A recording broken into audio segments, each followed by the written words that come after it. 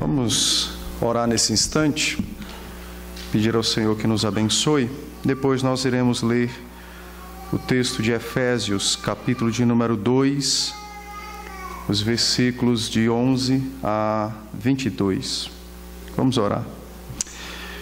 Senhor, nós te damos graças por tudo que foi feito até aqui, em louvor e adoração ao teu santo nome, em reconhecimento da sua majestade, bem como também expressando a nossa afeição, a nossa fé e a nossa certeza de que o Senhor está conosco e recebe tudo aquilo que foi feito em Cristo, pelo auxílio do Espírito e feito para o Senhor.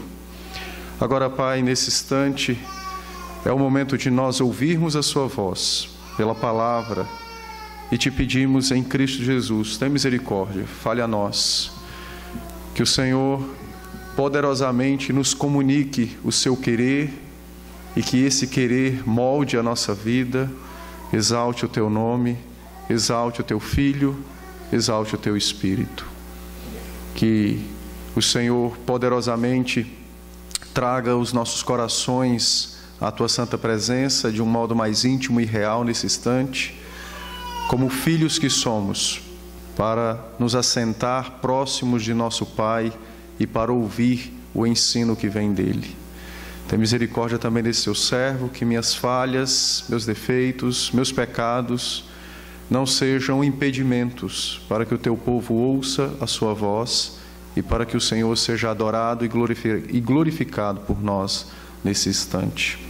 Em Jesus te suplicamos e entregamos todo o nosso ser. Em nome dele oramos. Amém.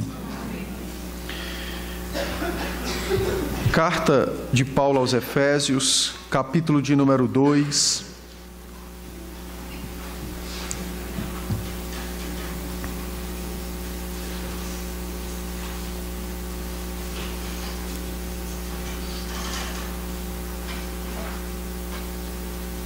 Efésios, capítulo 2, os versos de 11 a 22.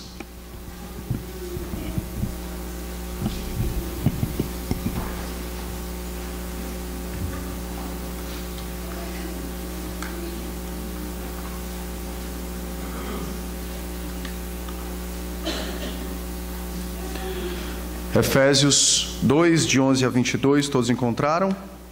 Então, nós faremos a leitura, eu farei a leitura e os irmãos acompanharão nas suas Bíblias. Diz assim a palavra do Senhor.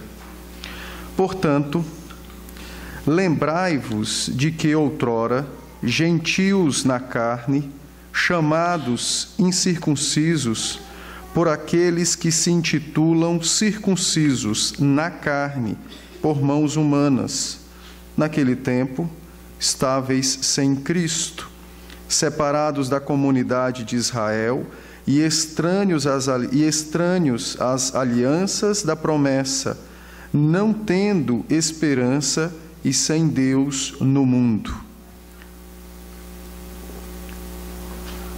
Mas agora, em Cristo Jesus, vós, que antes estáveis longe, fostes aproximados pelo sangue de Cristo, porque Ele é a nossa paz, o qual de ambos fez um, e tendo derribado a parede da separação que estava no meio, a inimizade, aboliu na sua carne a lei dos mandamentos, na forma de ordenanças, para que dos dois criasse em si mesmo um novo homem, fazendo a paz, e reconciliasse ambos em um só corpo com Deus, por intermédio da cruz, destruindo por ela a inimizade. E vindo, evangelizou paz a vós outros, que estáveis longe, e paz também aos que estavam perto. Porque por ele ambos temos acesso ao Pai em um Espírito.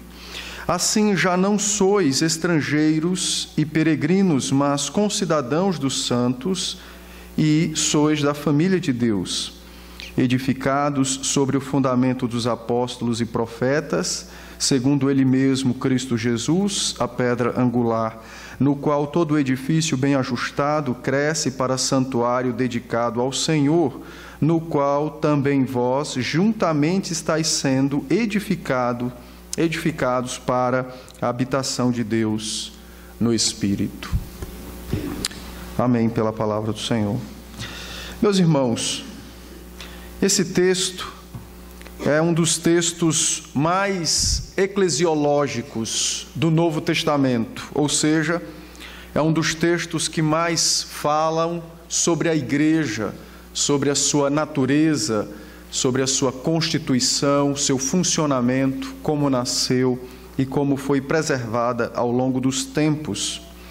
Esse texto, então, é um texto que nos descreve o projeto divino acerca da sua igreja, preservado por todo o Antigo Testamento, concluído na pessoa do Senhor Jesus e mantido em funcionamento, em pleno funcionamento, não somente nos nossos dias, mas nos dias vindouros até a volta do Senhor Jesus. Esse texto, ele trata então desse lembrete do apóstolo Paulo para com os Efésios e certamente conosco, acerca do privilégio que nós temos em Cristo, acerca do poder de Deus que opera em nosso favor, a fim de que nós conheçamos e reconheçamos as maravilhas de pertencermos a Cristo e a sua igreja, a qual é a sua noiva, é o seu corpo e ele é o cabeça. Esse texto, ele se divide em 3 partes. Os versos de 11 a 13 apresentam, então, um contraste entre o passado pré-cristão ou pretérito, o passado antes da nossa conversão, e depois o presente, já com Cristo. Vai seguir mais ou menos aquilo que nós vimos domingo passado nos versos de 1 a 10. É um contraste que Paulo nos apresenta. Os versos de 14 a 18 nos apresentam então a mudança que aconteceu, como essa mudança aconteceu e quais foram os impactos dessa mudança na nossa vida, na nossa existência. Quais os impactos dessa mudança na existência da igreja do próprio Deus. Os versos de 19 a 22 revelam então a nós o resultado desse conjunto todo e nos mostram como a igreja, ao longo dos tempos, ela é a morada de Deus, mas ao mesmo tempo está sendo edificada ou preparada como noiva de Cristo, e a metáfora usada aqui é da construção de um edifício. Então hoje nós veremos as 2 primeiras partes, os versos 11 a 13 e depois de 14 a 18, e domingo que vem nós veremos os versos de 19 a 22, quando formos tratar sobre a igreja já pronta, constituída na pessoa de Cristo, o seu funcionamento, o seu crescimento e a sua missão. Antes de adentrarmos ao texto, é necessário que eu informe os irmãos acerca de uma corrente doutrinária chamada dispensacionalismo. O dispensacionalismo, ele interpreta as Escrituras, ou ele olha para as Escrituras e as enxerga separadamente, uma parte da outra. Para os dispensacionalistas, existem 7 dispensações na Bíblia. Para quem não sabe, a palavra dispensação significa administração.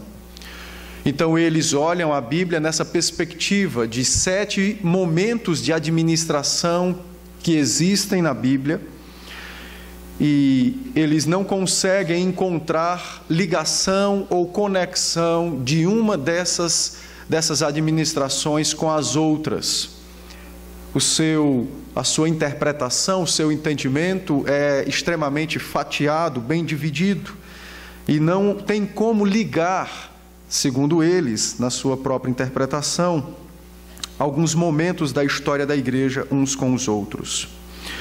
É por conta disso que você tem igrejas que não conseguem olhar a conexão do batismo cristão com a circuncisão, não conseguem observar a ceia substituindo a Páscoa judaica. E por esta razão, por esse entendimento falho, eles não conseguem aplicar todas as bênçãos contidas para o povo de Deus no Antigo Testamento, agora no povo do Novo Testamento. E certamente essa interpretação causa diversos desvios ao longo da nossa fé, como a má interpretação do texto de Paulo, quando ele fala sobre não estar debaixo da lei, mas da graça, não entendendo o motivo, o porquê que Paulo então tratou daquela maneira. Nós não somos dispensacionalistas, nós somos aliancistas. Cremos que a palavra nos prescreve ou nos revela uma aliança que Deus fez com os homens. Essa aliança foi administrada em momentos diferentes da história, mas ela sempre foi uma única aliança.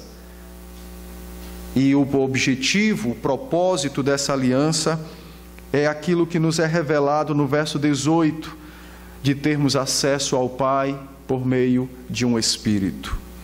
Pois bem, dadas essas informações, nós vamos olhar o texto, vamos examiná-lo e depois faremos algumas aplicações próprias para nós.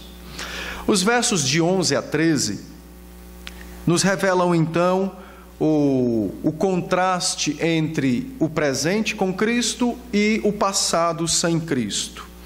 O apóstolo Paulo, mais uma vez, lembra aos seus leitores que não eram judeus de nascença, mas eram gentios, povos ou pessoas que não tinham nenhuma ligação com os judeus. E Paulo diz a eles o seguinte: antes de Cristo, vocês estavam em desvantagem. Havia uma profunda desvantagem com relação aos israelitas. Antes de Cristo, vocês estavam proibidos, não tinham acesso àquilo que os israelitas ou o povo de Israel possuía. Paulo então diz àqueles irmãos que os gentios foram escolhidos para serem separados da comunidade de Israel. Eles foram escolhidos para não ter acesso às profecias e às promessas de Deus reveladas no Antigo Testamento. Essas coisas só seriam dadas a eles pós-Pentecostes. O texto que nós acabamos de ler, de Mateus, que retrata a súplica daquela mulher cirofenícia, ela era gentílica, não era de Israel, e ela pede ao Senhor Jesus que cure a filha.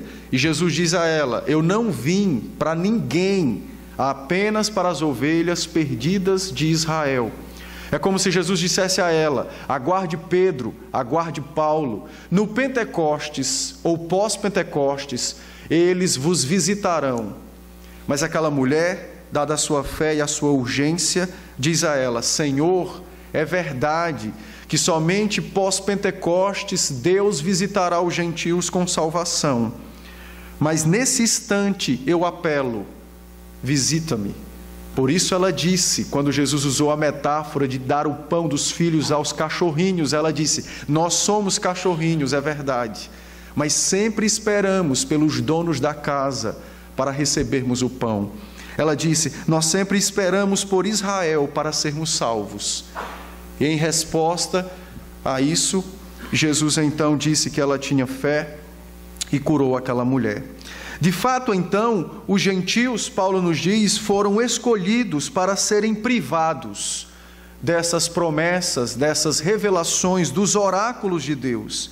Eles deveriam esperar o Pentecostes, a descida do Espírito, a vinda do Senhor Jesus Cristo, e aí sim eles poderiam então ser introduzidos na casa espiritual de Deus. Israel, de fato, teve e possuiu todos os privilégios que Deus poderia dar ao povo pactual na terra. Eles receberam promessas, alianças, receberam os oráculos, que foi a revelação do Antigo Testamento, receberam a promessa do Messias. Os gentios, os que não eram nascidos de Israel como nós, desfrutavam apenas de uma única promessa, a qual Deus fez no Antigo Testamento: A promessa noética, ou de Noé, quando ele mesmo disse que o seu arco estaria nos céus para lembrar aos homens que ele jamais tornaria a destruir a terra, como ele havia feito com água. E percebam que Deus tomou ou criou algo da própria natureza, haja vista de que a sua promessa foi feita com o homem de um modo natural, não de um modo espiritual. E então, a partir de agora, não somente Israel, mas também os gentios poderiam viver sabedores de que Deus cumpriria a sua promessa de não destruir a terra novamente, como a fez na época do dilúvio. Essa então era a única promessa reservada, ou que os gentios usufruíam da parte de Deus. Eles deveriam aguardar o cumprimento das promessas que foram feitas a Abraão, a Isaque e a Jacó, ratificadas em Moisés e em Davi e cumpridas pelo Senhor Jesus Cristo. Promessa essa que o próprio Deus fez a Abraão, dizendo-lhe: você será o primeiro de uma grande nação que abençoará todas as famílias da terra. Gênesis 12, 2 e 3. Deus então, por meio daquelas palavras, anunciou a Abraão que de fato Israel seria a luz que iluminaria o mundo, e então haveria um momento áureo quando essa luz de fato tomasse a terra. Essa luz era o Evangelho do Senhor Jesus Cristo. Os gentios então precisavam esperar o momento da vinda de Cristo, o cumprimento da promessa que foi feita, e então, a partir daí, a luz de Cristo brilharia então por todas as partes da terra. Observa no verso de número 11, quando Paulo diz: portanto, lembrai-vos de que os seus leitores, os efésios, assim como nós, eu e você, que não somos judeus, hoje, Paulo nos diz: vocês precisam lembrar do seu passado pré-cristão, do momento em que vocês e todos os povos da terra, antes de Pentecostes, foram excluídos do convívio com a comunidade pactual, foram excluídos da relação com o povo da promessa, até o tempo determinado, até o tempo em que o Senhor Jesus então incorporaria ou se manifestaria em carne, assumiria forma humana, e então, por sua morte e ressurreição, nos traria para dentro da comunidade pactual, para dentro do povo da aliança.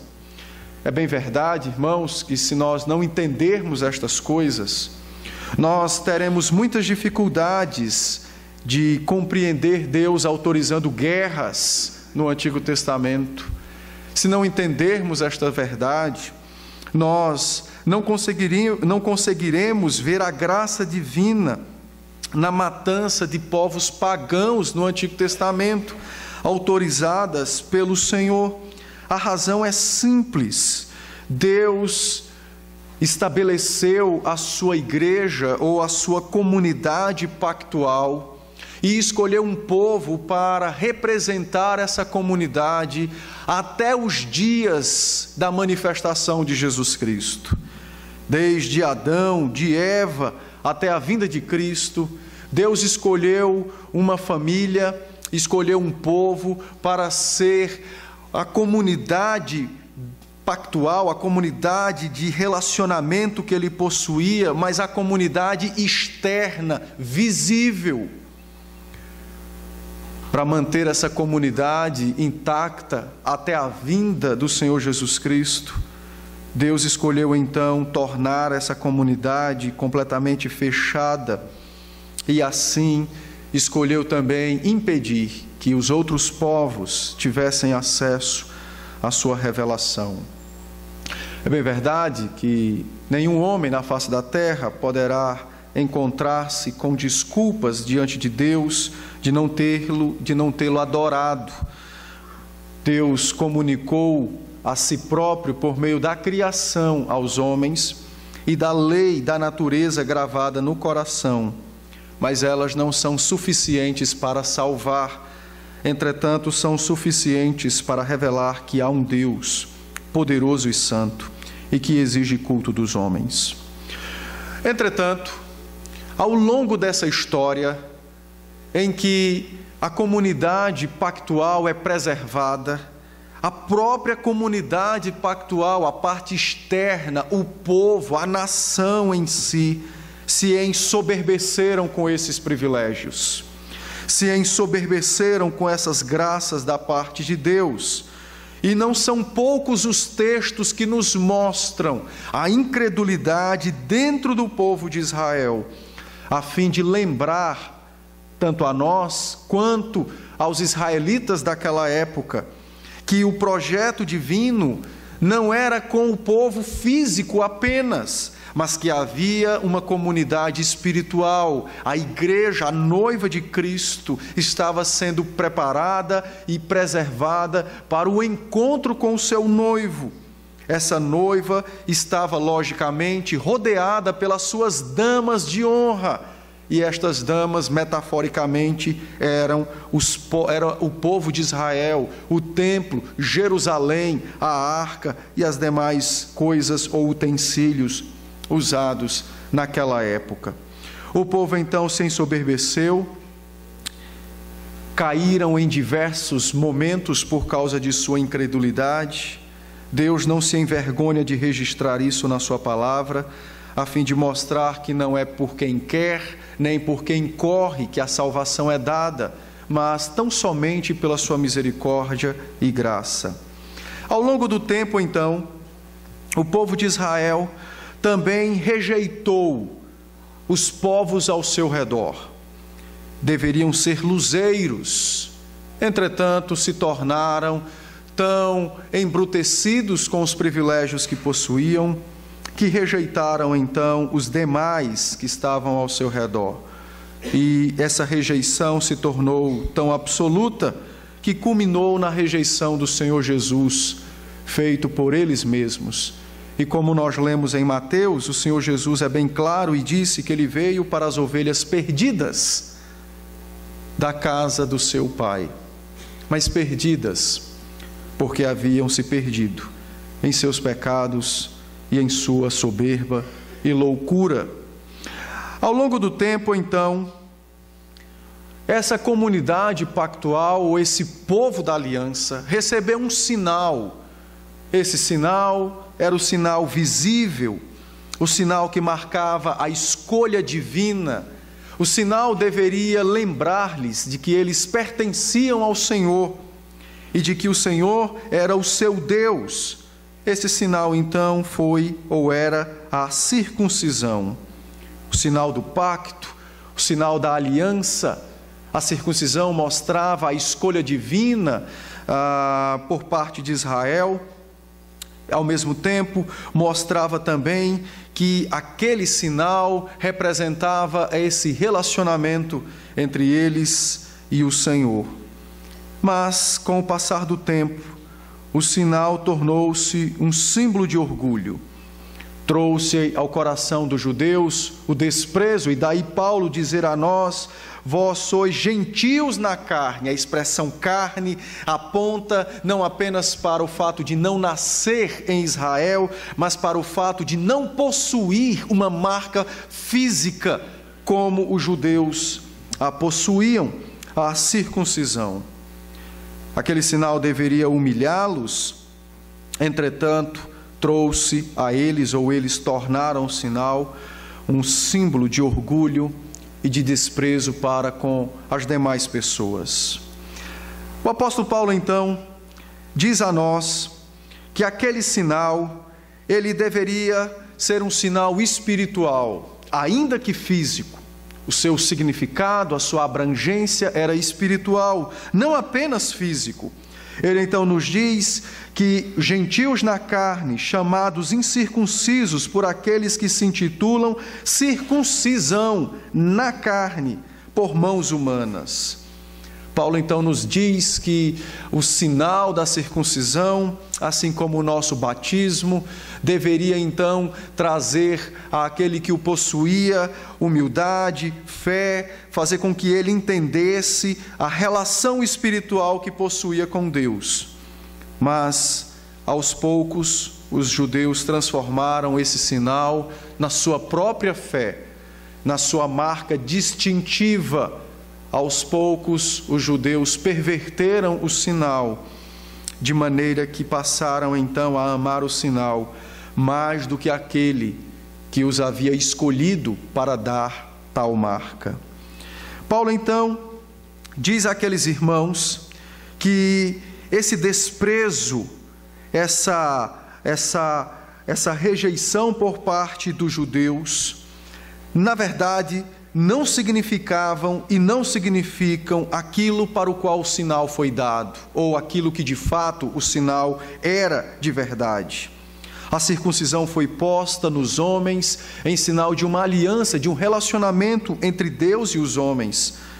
Ao mesmo tempo, é bem verdade que esse instrumento separou Israel dos outros povos, mas não deveria haver tamanha hostilidade ou agressividade. Se você ler comigo o livro de Deuteronômio, capítulo de número 10, Deuteronômio 10, os versos de 15 a 17, você perceberá Deus revelando ao povo o que significa a circuncisão. Disse assim o Senhor por boca de Moisés, em Deuteronômio 15, a partir do verso 15. Lembrar-te-ás de que foste servo na terra do Egito, e de que o Senhor teu Deus te remiu, pelo que hoje isto te ordeno. Se, porém, ele te disser... Desculpe, gente, é o capítulo 10, eu estou no 15, perdão. 10, verso 15. Deuteronômio 10, 15 a 17. Tão somente o Senhor se afeiçoou a teus pais para os amar, a vós outros, descendentes deles, escolheu de todos os povos, como hoje se vê. Circuncidai, pois, o vosso coração, e não amei, e não mais endureçais a vossa cerviz. Porque o Senhor vosso Deus é o Deus dos deuses e o Senhor dos senhores, o Deus grande, poderoso e temível, que não faz acepção de pessoas, nem aceita suborno.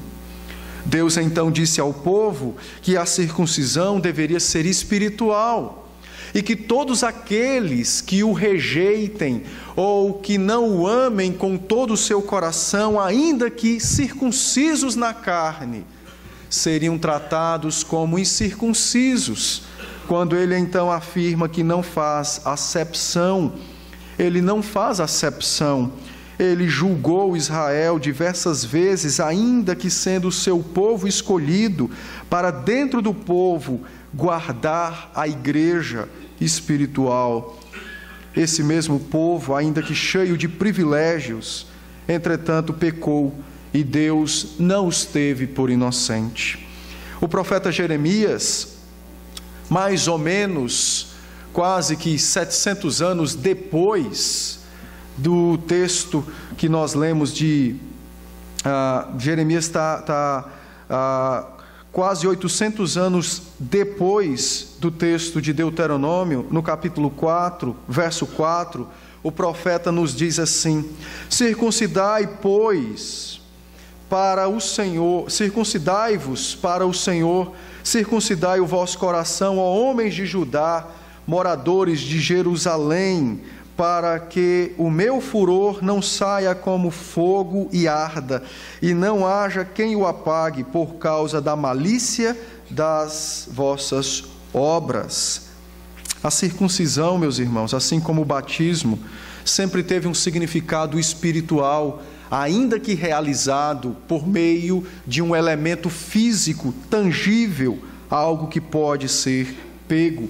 Entretanto, o povo não lembrou dessa verdade. Pelo contrário, se apegaram ao sinal e não ao Deus que os havia escolhido. E por esta razão se perverteram, se desviaram, de tal maneira que rejeitaram o Senhor Jesus Cristo. Se você ler Romanos capítulo 2, os versos 28 e 29, Colossenses capítulo 2, o versículo 11, você verá essa mesma verdade sendo reafirmada no Novo Testamento, de que a circuncisão, o sinal do pacto de Deus, deve ser operado na carne, mas no coração. Não pode ser apenas um sinal externo e visível, mas tem que ser algo operado no coração. Paulo então nos diz que aqueles irmãos, ou o povo de Israel, desviou-se desta verdade, e ele faz questão de nos lembrar que a circuncisão deles foi por mãos humanas. No verso 12, ele então agora nos esclarece espiritualmente essas verdades, quando ele diz: vocês estavam sem Cristo, e isso significava que vocês estavam separados da comunidade de Israel, do povo físico, sim, mas também da igreja, da comunidade do pacto, do povo que tinha aliança com o Senhor, da igreja espiritual que ali estava presente. Vocês estavam então separados deles, vocês eram estranhos às alianças da promessa, vocês não tinham esperança e nem possuíam Deus neste mundo. Paulo então nos explica que a consequência disso foi exatamente esse distanciar-se de Cristo, o Messias, o Salvador, o Filho prometido a Eva, em Gênesis 3, verso de número 15. E a implicação disso era não ter ligação com a igreja, era não ter conhecimento das doutrinas, era não ter a menor esperança provinda das promessas, já que eles não as possuíam, já que eles não as tinham. O resultado, então, eles não tinham esperança de salvação, eles não tinham Deus no mundo. Entretanto, tudo isso mudou. Esse estado espiritual, esse status foi modificado. Essa situação em que todos os povos da terra viviam foi completamente modificado. Agora, ele diz no verso 13, mas agora em Cristo, o Senhor Jesus Cristo, pela sua morte sacrificial, mudou completamente todo esse status, essa posição. Houve uma mudança drástica, global, uma mudança tanto vertical quanto horizontal, uma mudança que afetou o próprio Jesus Cristo, ou o próprio Deus, no que tange a segunda pessoa da Trindade, porque ele agora tem um corpo tanto físico quanto espiritual, a igreja, a noiva, o seu povo. Houve uma mudança então, Paulo nos diz. O Senhor Jesus Cristo, na sua morte bendita, espiritual, física, a sua morte onde o seu corpo foi entregue para ser punido pelo próprio Deus, a fim de purgar os nossos pecados. O Senhor então agora abriu uma possibilidade, ou abriu a comunidade da aliança. Ele nos trouxe agora o caminho de volta à casa de Deus, ele nos apontou a direção pela qual deveríamos andar. Ele agora nos trouxe para dentro do povo de Deus. Ele faz isso no momento exato, no tempo certo, a fim de que nós não sejamos prosélitos, ou seja, pertencentes à religião judaica, mas a fim de que nós sejamos de fato e de verdade povo da aliança, membros da igreja, pertencentes à comunidade salva, que ama e adora o próprio Deus. As expressões estava longe, agora está perto. Muitos interpretam como sendo um proselitismo, ou seja, alguém que adere à religião judaica. Essa interpretação é completamente incrédula e dispensa as graças e as misericórdias de Cristo para conosco. Pelo contrário, o que o Senhor Jesus fez, é isso que Paulo nos retrata ou nos registra, é que ele desfez aquela separação que Deus havia feito no Antigo Testamento, quando escolheu um único povo para, neste povo, confiar os cuidados da igreja. entregar a igreja a este povo. Agora então ele desfez toda essa decisão divina, ele desfez agora essa separação que foi feita lá atrás. E agora os gentios, os que não são da linhagem de Israel, pela fé, podem agora amar o Deus de Israel, podem agora ser salvos pelo Deus de Israel, podem agora receber a mesma promessa de descanso da terra prometida, da vida eterna, a qual foi feita a Israel. Paulo então nos diz que anteriormente estávamos longe, sem esperança e sem Deus, mas agora em Cristo nós fomos reconciliados, trazidos de volta à casa de Deus, trazidos de volta à comunhão com o Senhor. Um grande exemplo dessa divisão é o capítulo 11 de Gênesis, a Torre de Babel. E um grande exemplo dessa reconciliação ou desse desfazer dessa divisão que Deus fez no Antigo Testamento é Atos capítulo 2, o Pentecostes. Paulo então nos diz que agora a igreja foi reconciliada com Deus na pessoa de Cristo. Agora os gentios e os judeus podem possuir uma nova vida, e esta vida é o próprio Senhor Jesus Cristo. Não é mais um local, ou uma terra, ou uma família, mas agora é qualquer pessoa que verdadeiramente creia e ame o Senhor Jesus Cristo, o tenha como seu Salvador, deposite a sua vida aos seus cuidados. Paulo então diz que agora todos os homens, a todos eles foi dado a possibilidade de salvação. Foi dado a eles o ouvir da palavra, foi dado a eles agora a esperança de serem alcançados pelo Evangelho e pelo Espírito Santo, a fim de que sejam salvos e sejam então e estejam em comunhão e em vivência com o próprio Deus. Observe no verso 13, quando Paulo nos diz que agora em Cristo Jesus, ele usa a expressão Cristo Jesus, mas ele usa o nome de Jesus a fim de mostrar aos gentios e também aos judeus que é o mesmo Salvador para ambos. Não há mais diferença, a diferença foi desfeita, é o mesmo Salvador. E ele assegura então que todos aqueles que estão nele, em Cristo Jesus, são salvos, têm esperança, têm Deus, estão reconciliados, possuem agora a esperança da vida eterna. De fato, o Senhor Jesus Cristo é o nosso mediador entre nós e o nosso Deus. Ao mesmo tempo, Ele é o representante, o Salvador, Ele é aquele que representa a comunidade pactual, a comunidade dos eleitos. Ele é aquele que trouxe reconciliação e salvação ao homem que estava perdido. Agora nós fomos reconciliados com o Senhor, é o que diz a palavra de Deus. Os homens, então, não precisam mais ir a Jerusalém, a Israel. Acho interessante que as pessoas fazem caravanas para visitar a terra bíblica, né? Que não é santa. A expressão é terra bíblica, não santa. E as pessoas vão numa intenção de encontrar naquele lugar algo que as desperte espiritualmente, invalidando a palavra, o Espírito e a cruz de Cristo, que removeu essas barreiras, que reconciliou-nos com Deus.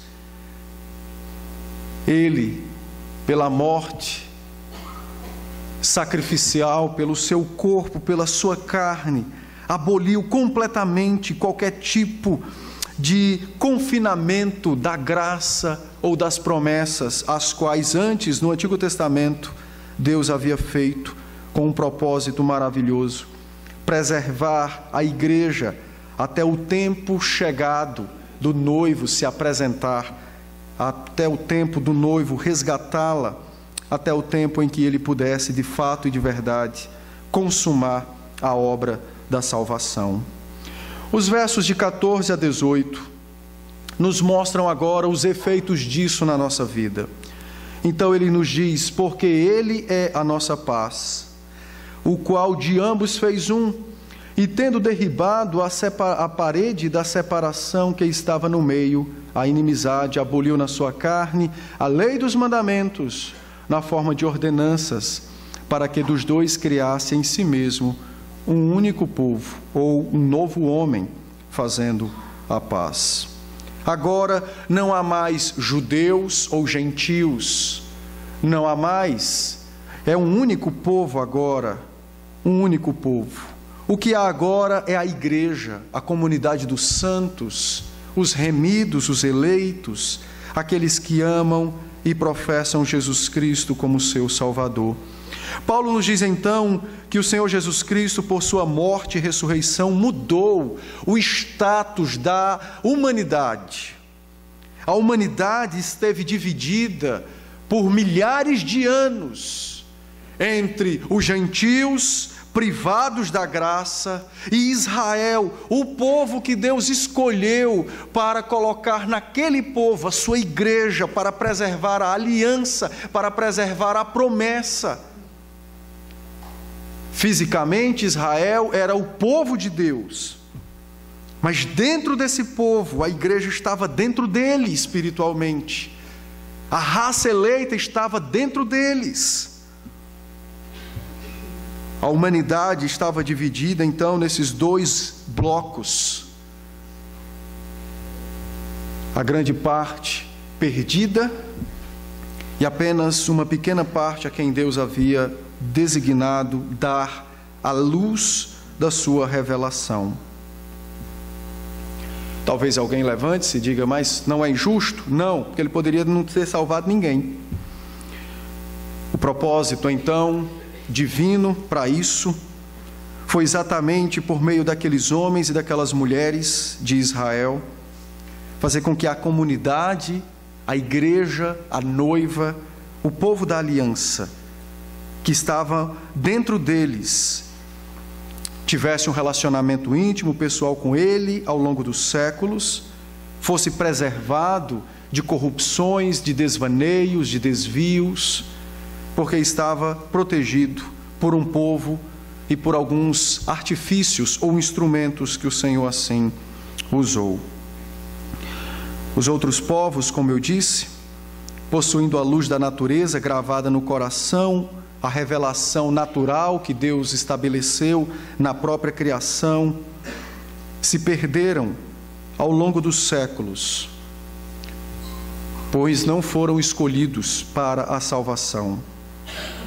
Alguns, a Bíblia nos registra que são sinais dos nossos tempos, como, por exemplo, a própria prostituta Raabe, gentílica, ainda prostituta para piorar sua situação, e Deus então a salvou poderosamente, incluindo-a no povo da graça, no povo pactual, a fim de testemunhar ao mundo que haveria o tempo em que a salvação seria comunicada universalmente a todos os povos. Pelos seus meios extraordinários, Deus foi buscar os seus eleitos em diversos locais.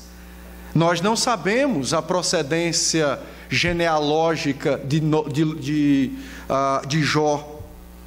Nós não sabemos, entretanto, a Bíblia nos revela que ele foi um santo de Deus naqueles dias.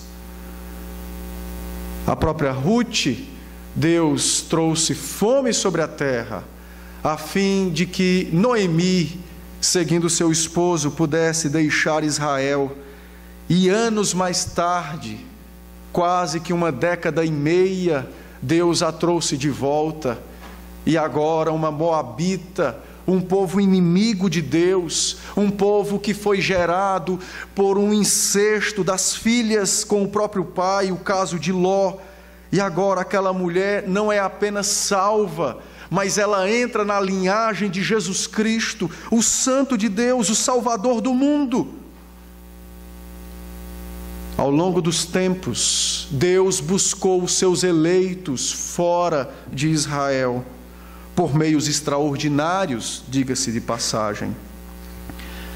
Mas em todos aqueles milhares de anos, a verdade também precisa ser dita. Deus não quis salvar as nações. Ele tinha os seus propósitos. Sentenciou os homens justamente pelos seus próprios pecados. Mas mesmo em meio de tão grande sentença, podemos ver a graça. Reservou homens ao longo dos séculos, preservou a sua palavra, o Espírito, a promessa ao longo dos séculos, até o dia em que o seu Filho encarnaria e cumpriria cada uma delas definitivamente, e agora desfaria a inimizade estabelecida no Éden, lá em Gênesis capítulo 11, desfaria aquela inimizade, aquela separação. E então agora Paulo grita aos Efésios e a nós e diz: Jesus Cristo é a nossa paz. Somos salvos por Ele, temos comunhão com Deus por Ele, Ele é a nossa vida. É por meio dele que nós ouvimos o Evangelho, é pelo seu Espírito que fomos salvos, é o Espírito quem aplica a salvação, Ele é a nossa paz. Ele destruiu a inimizade que existia, Ele removeu os muros que nos separavam de Deus, Ele arrancou pelos alicerces as cercas que nos impediam de chegar ao seu Pai. Ele removeu todas estas coisas e demoliu tudo. Ele é a nossa paz, é o que diz Paulo. Derrubando então e desfazendo os muros da inimizade, uma vez construídos por Ele mesmo no passado, a fim de preservar os seus eleitos da antiga dispensação, até o tempo apropriado de sua manifestação física e carnal neste mundo, até o tempo de sua morte e ressurreição. Cristo é a nossa paz, é o que diz o apóstolo Paulo, reconciliando agora os homens na face da terra. Não há mais dois povos, há apenas agora um único povo. Não há mais judeus privilegiados por Deus, mas agora é a igreja, é a noiva, são santos os eleitos. Estes homens estão espalhados por todas as partes da terra, em várias épocas, em momentos diferentes. Eles são o povo de Deus, a igreja, a noiva. O Senhor Jesus então estabeleceu a paz, desfazendo essa inimizade entre os homens, entre os judeus e os gentios. Desfez a alienação da qual nós estávamos imersos, desfez a inimizade da qual nós a possuíamos, e agora nós amamos o mesmo Cristo que os nossos irmãos do passado, judeus, também amaram os que eram crentes. E o mesmo Cristo que os salvou é o mesmo que nos salva hoje. Por isso o apóstolo Paulo diz: Ele é a nossa paz. Ele é a nossa paz. Por sua morte, Cristo também desfez a inimizade que existia entre nós e o próprio Deus. Ele desfez essa inimizade entre nós e o próprio Deus. Meus irmãos, se nós voltarmos no tempo antes de nossa conversão e formos honestos, nós perceberemos o quanto nós odiávamos a Deus. Éramos contrários à sua palavra, o ridicularizávamos quando líamos, ou sabíamos, ou ouvíamos de seus milagres. Agíamos puramente pela carne, pelo raciocínio, éramos completamente inimigos dele. O seu céu para nós era enfadonho, nós não o queríamos. Paulo nos diz que Cristo removeu essa barreira. A cegueira dos nossos olhos, a dureza de nosso coração foi arrancada. O coração que não batia agora bate. e bate por Cristo, bate pelo Filho de Deus. Agora, Ele é a nossa paz. Nos uniu ao povo escolhido de Deus, à comunidade, nos uniu ao próprio Deus. Ele então operou a maior de todas as modificações que poderia existir na face da terra. Reconciliou o mundo com Israel e reconciliou agora os homens com o próprio Deus. Ele é a nossa paz. Somente Ele é a nossa paz. Não há mais nada que nos separe. Agora, o Filho prometido a Eva é nosso. Nós o temos. Ele se revelou, foi dado a nós. Nós o conhecemos, o amamos. Ele é nosso Deus. Ele é o nosso Salvador. Ele é a nossa paz. O resultado de tudo isso, verso 18, Paulo diz: por meio dele, nele e somente por ele nós temos acesso a Deus. Ele é de fato a nossa paz. A inimizade foi desfeita. Agora os homens podem viver em paz uns com os outros e com o próprio Deus. Deus tinha promessas para nós. Ao longo do Antigo Testamento, diversas promessas foram feitas futuramente para nós. As promessas precisavam aguardar um tempo, precisavam aguardar um momento específico, o momento em que Jesus viria e cumpriria cada uma delas. Gênesis 12, 2 e 3, Deus aparece a Abraão. Abraão estava num lugar, Ur dos Caldeus, uma terra pagã. O seu pai também adorava imagens. Ele era alguém que servia a ídolos, e Deus o arranca daquele lugar, porque ele pertencia à família de Sem. Ele era um descendente de Éber. Éber foi um filho de Sem, filho de Noé. Por isso Hebreus vem de Éber. É ele foi o primeiro que Deus separou para dar início a essa jornada, onde a promessa não iria mais correr riscos, mas a promessa do filho prometido a Eva estaria guardada agora por meio de um povo, de uma geração, de multidões, até o tempo exato em que o filho viria e se apresentaria à sua noiva, à igreja, os eleitos, os salvos. A promessa foi feita e ratificada várias vezes. Gênesis 15, Gênesis 17, Deus se apresentou a Isaque, e em todas as suas aparições a promessa era: farei de você uma grande nação. Não era apenas o povo israelita de carne especificamente, éramos nós que estávamos ali. Nós, embrionariamente, já estávamos naquela promessa. Nós já estávamos sendo contemplados por aquela palavra. O apóstolo Paulo, escrevendo aos Gálatas, disse que a promessa de Abraão é nossa, cumpriu-se em nós. Nós somos filhos de Abraão, porque somos os que creem.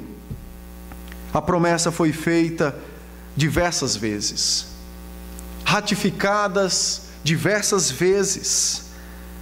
E em Isaías, no tempo da ignorância, da escuridão espiritual, quando o povo de Israel, dividido em 10 tribos ao norte e 2 ao sul, recebendo sentenças da parte de Deus acerca de seus pecados, é exatamente naquele momento, no momento tão difícil da igreja, a igreja praticamente aos olhos humanos estava se apagando.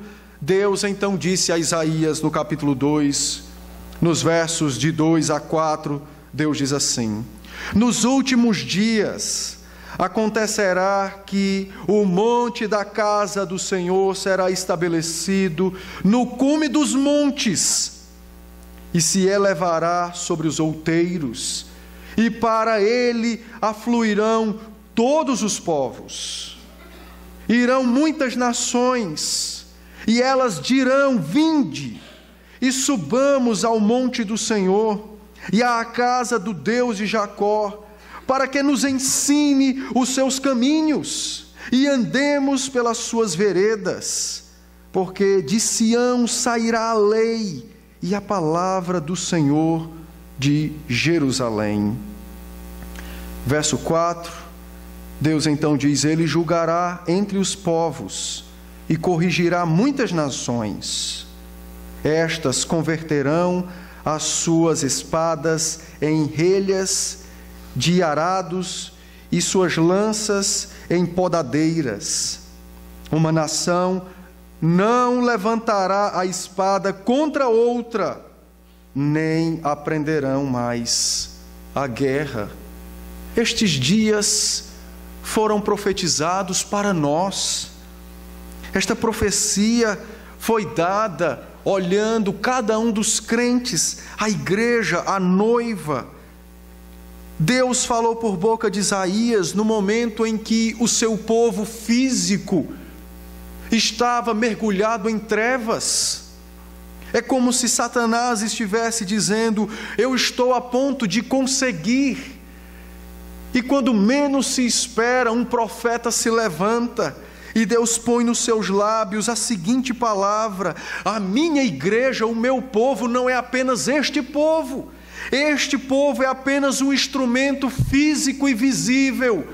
Mas o meu povo é espiritual, é conhecido pelo meu Filho que se revelará.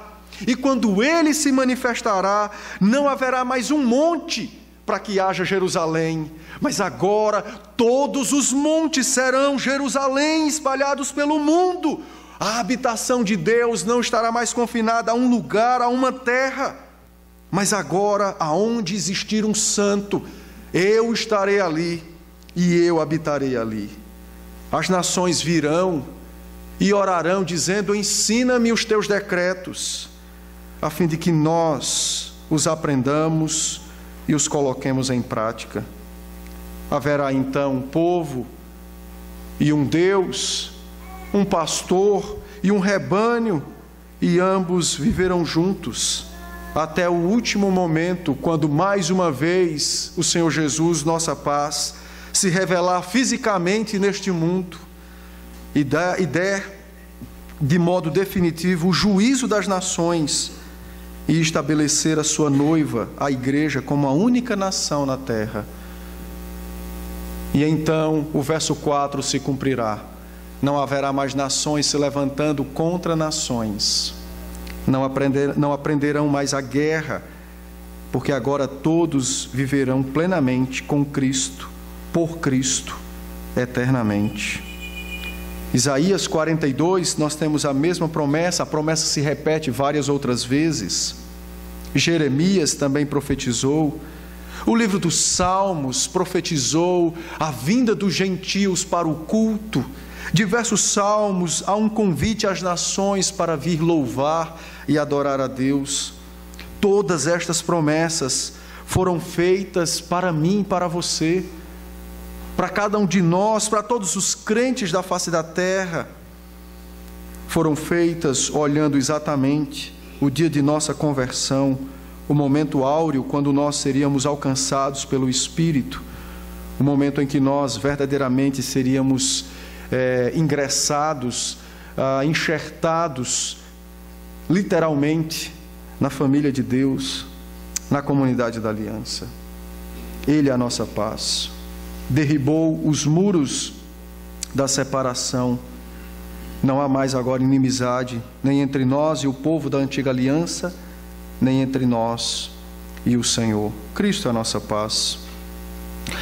Engraçado que o Talmud, para quem não sabe, o Talmud é o comentário do Antigo Testamento pelos rabinos, comentários, tradições. E o Talmud usa a palavra shalom, que é a palavra hebraica para paz, aplicada a Deus. E Paulo então diz a mesma coisa que o Talmud, mas aplicado a Cristo, nos mostrando que o Cristo de Deus é a nossa paz em pessoa. Ele é o Messias que de fato traria a vida a nós. Mas não somente isso. Paz nas Escrituras não é simplesmente a ausência de um conflito ou de um desconforto, mas a paz nas Escrituras significa salvação e vida com Deus. Ele é a nossa vida com Deus. Ele é o nosso relacionamento com Deus. Ele é a nossa salvação em Deus. Eu quero terminar, por conta do nosso tempo,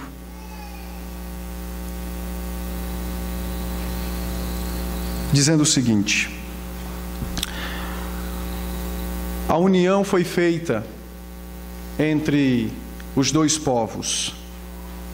As partes inimigas foram reconciliadas por meio da cruz.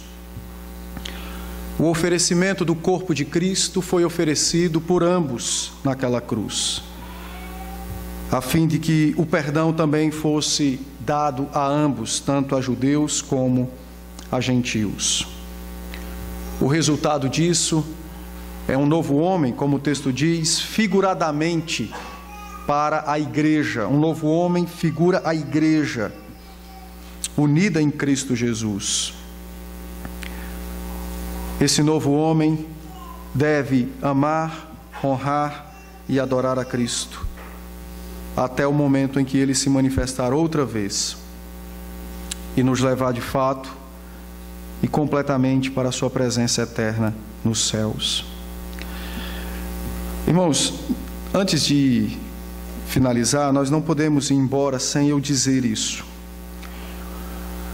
Essas verdades nos foram entregues a fim de que nós enxerguemos a graça em todas as partes do Antigo Testamento, a fim de que não haja no nosso coração algum sentimento de diferença entre nós e os judeus.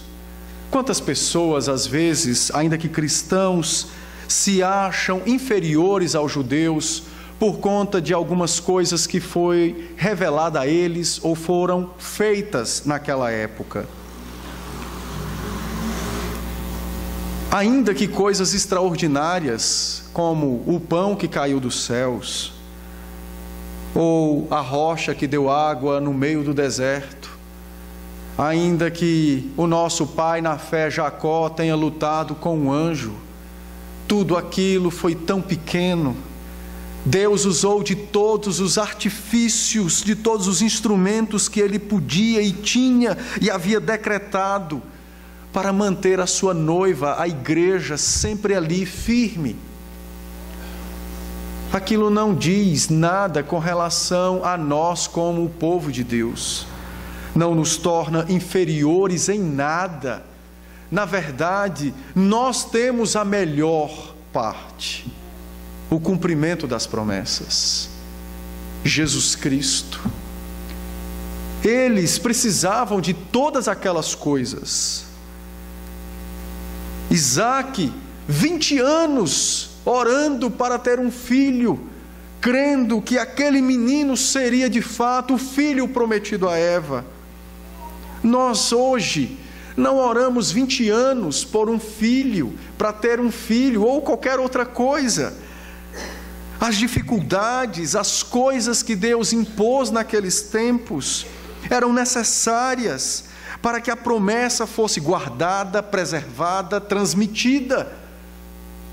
As suas aparições eram necessárias para dar suporte e apoio aos crentes daquela época. Hoje nós temos o Espírito. Paulo já nos disse que o Espírito habita nos crentes. Temos o Filho de Deus como nosso Redentor. Não precisamos mais de moletas para ir a Deus, como um bezerro ou um cabrito. Mas agora, ainda que cheios de indignidade, as portas dos céus estão abertas. E os crentes entram nesta porta, por esta porta, livremente, por Jesus Cristo. É como se Cristo diariamente estivesse do trono de seu Pai, chamando-nos para Ele mesmo. O chamado é feito pelo Espírito, o Espírito impulsiona, fala ao coração e diz: vá ao seu Deus, ainda que você seja indigno, vá a Ele. E nós muitas vezes nos achamos inferiores ao povo de Israel por conta de algumas coisas que foi revelada, mas tudo aquilo foi dado porque era necessário preservar a promessa e a descendência espiritual, a igreja, a noiva de Cristo, até o dia em que o Senhor Jesus se revelaria. Não há nada, meus irmãos, em nós ou na nova aliança que seja inferior à antiga aliança. Pelo contrário.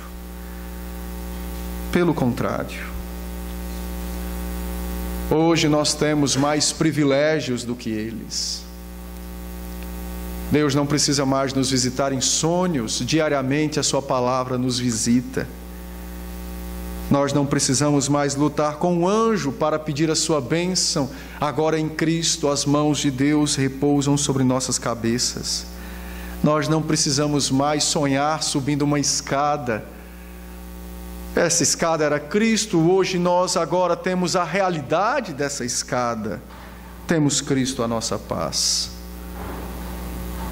Por isso, meus irmãos, não se julgue em hipótese alguma inferior à revelação dada no Antigo Testamento. Pelo contrário, tudo isso nos foi revelado para nos mostrar e nos lembrar que maior privilégio temos nós, porque temos Cristo, a nossa paz.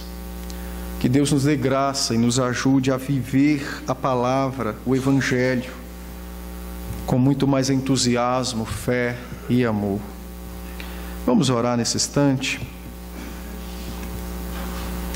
Ó Pai, nós te bendizemos pelo teu cuidado santo para conosco, pelo teu amor revelado, e por vermos os modos como o Senhor agiu no Antigo Testamento, santos e benditos, todos eles necessários para salvar os teus eleitos naquela época, pela fé na promessa do Messias, até o momento em que o teu Filho veio a esse mundo, cumpriu cada uma daquelas exigências, satisfez completamente a justiça e nos trouxe a paz.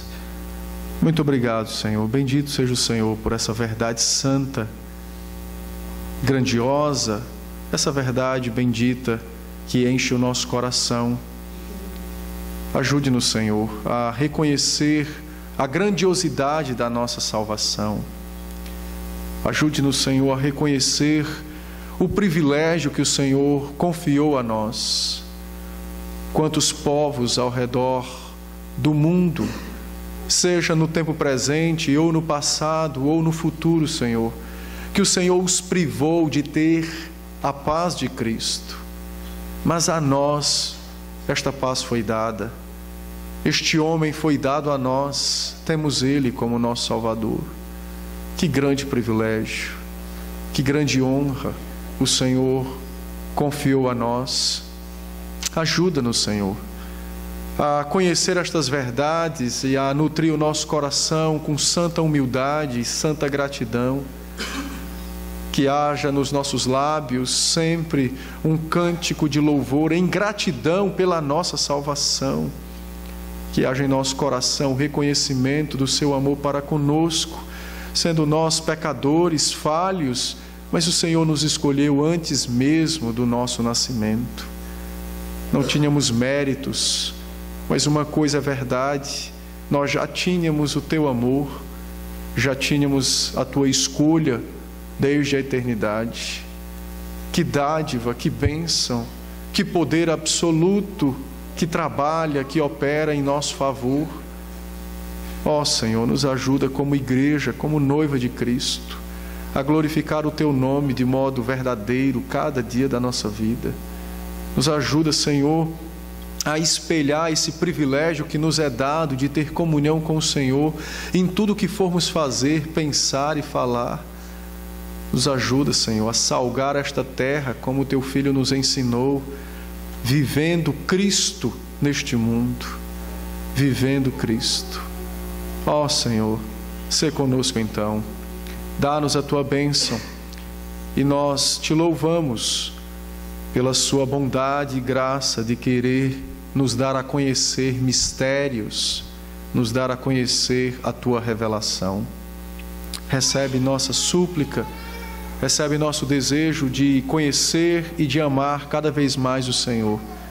Recebe, Senhor, em Cristo, teu Filho, pelo auxílio do teu Espírito, que já habita em nós. Em nome de Jesus oramos. Amém.